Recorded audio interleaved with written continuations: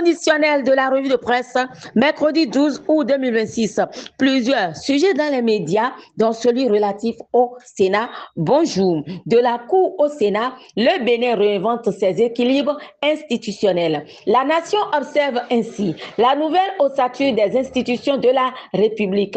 Le grand jury analyse élection de Patrice Talon comme président du Sénat, du renfort pour Romia Douadaï pour accélérer le développement.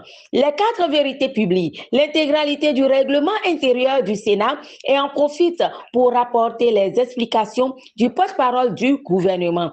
Sénat, le médiateur en cas de crise institutionnelle. Pour Libération et Le Matin, pouvoir, mission, prérogative, sanction, ce que le règlement intérieur du Sénat prévoit, c'est Ali dans ces 2 médias. Dynamisme, Info s'inquiète. Avantage des sénateurs, des rémunérations qui pourraient peser sur la trésorerie nationale. Emblème du jour, Sénat. La retraite après 20 ans de service, c'est le dossier explosif sur la table du Sénat actuellement. L'informateur vit des institutions, le Sénat s'efforce.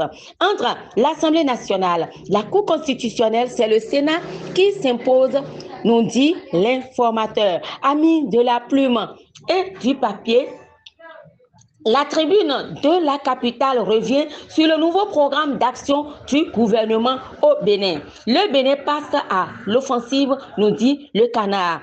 La rentrée, c'est pour bientôt.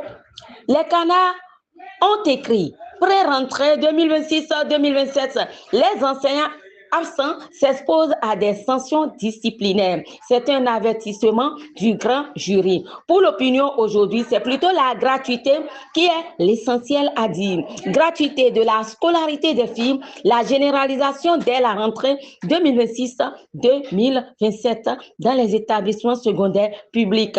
Même son de cloche de l'informateur, éducation, des dispositions de la gratuité pour les filles. Le grand jury et la boussole, l'exemption des filles des frais de contribution scolaire dans tout le public est tâté.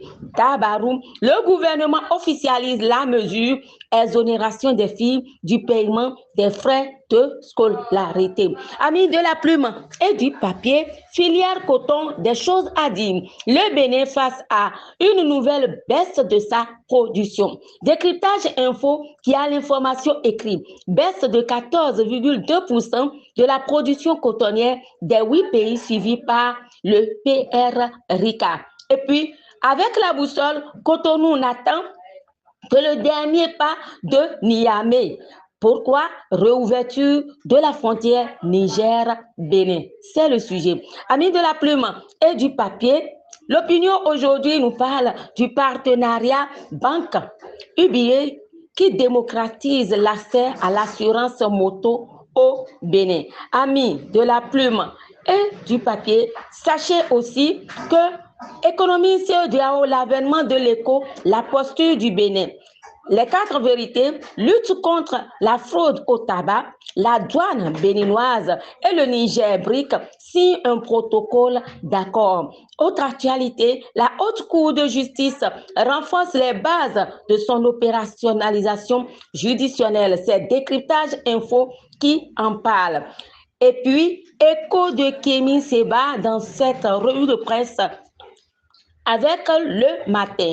Affaire Kémy Séba en Afrique du Sud, un incident technique en milieu carcéral empêche son transfert au tribunal. La boussole précise la détention de Kémy Séba prolongée jusqu'au 23 septembre prochain. Son extradition vers le Bénin toujours en suspens. Pour le Delta, Kémy Séba, l'audience d'extradition est renvoyée.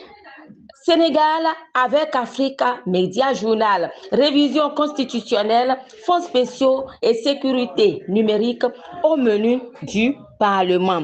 Et puis, avec le journal Le Parisien, nous allons en France. Ce soir, c'est l'éclipse solaire.